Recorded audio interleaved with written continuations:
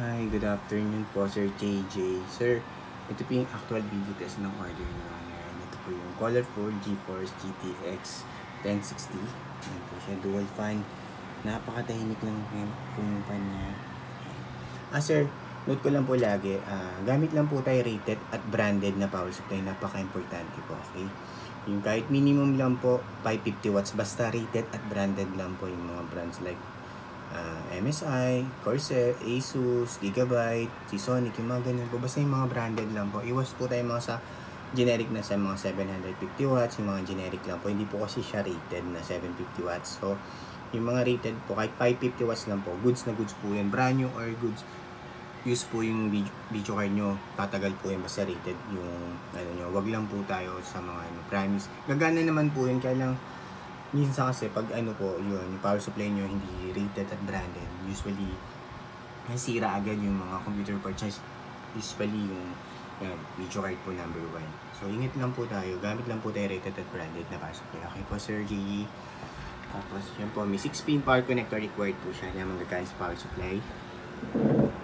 Serial number niya po, sir. Tapos yan po, warranty sticker namin, sir. May warranty po kayo pag may problem po, sir. Message nyo lang po kami. I-help namin po kayo pag hindi po yan gumana or may any issue. Papalitan po namin yan. Basta po, intact po yung warranty sticker. Pag may problem po, kami lang po message nyo. Para hindi nyo na po alisin niya. Kasi po, pag inalis nyo po yung warranty sticker namin, mabubuid po yung warranty nyo. Lahat naman po ng mga shop ganyan po, may mga warranty sticker na bawat po alisin. So, pag may problem po, message nyo lang po kami agad. I-help namin kayo, sir.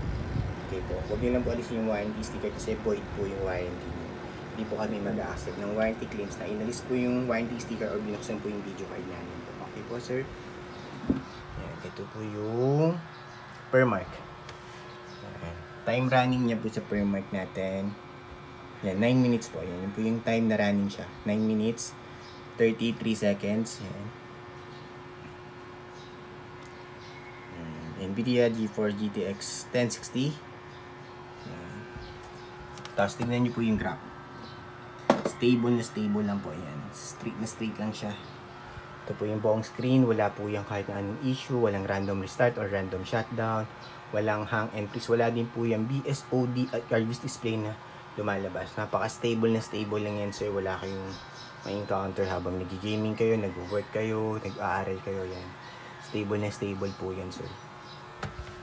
Yan. Time running niya po ulit. Time check ulit na running siya. 10 minutes na po. Yan. Stable na stable lang siya, sir. Okay, close ko na po to. Yan. Yan po yung permark yung niran natin. Permark. Yan po yung settings ng niran natin siya. Tapos GPU-Z, full details and specs po sa GPU-Z yan. Ito, MSI Afterburner, para makita nyo rin po, iba-ibang software nare-read pa rin. GTX 1060. Alright po, tapos right click po yung driver niya. Importante po yan, naka-install yung driver, yung NVIDIA control panel, para alam nyo po na naka-install yung driver. Kasi pag hindi po naka-install yung driver, nag-gaming kayo or nag-work kayo na kailangan ng video processing power, maglalag. So, importante po, naka-install yung driver nyo. System information.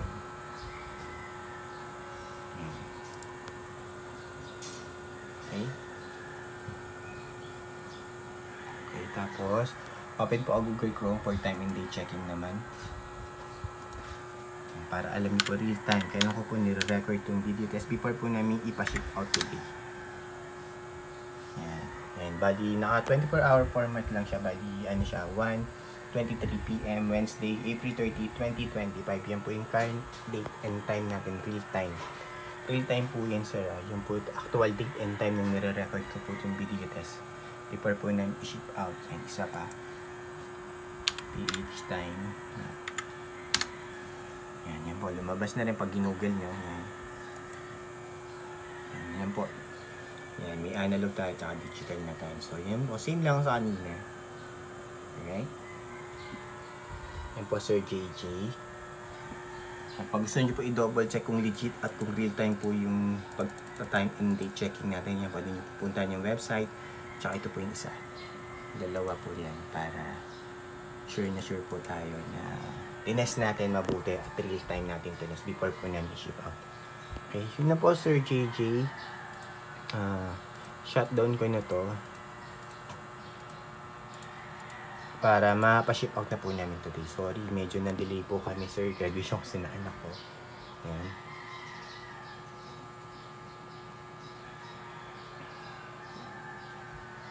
Basta po, sir, yung gamitin nyo power supply, rated at branded lang po, sir, ha. 550 watts minimum goods na po. Yung mura lang po yun, mga nasa 1.8, 2,000, 2.5, ganun. Depende lang sa brand. Basta wag lang po tayong generic na 750 watts. Okay, yan po. Tapos yan, yung fan. Yan. Buong buo po yan, sir. Okay. 6-pin power connectors. Yung serial number niya ulit. Ay, mag-autofocus yan. Warranty sticker po namin, sir. Okay. Yun na po, sir. Sir JJ, thank you po. Bye po, sir. Thank you. Bye. Upload po namin sa YouTube channel namin. Thank you. Bye.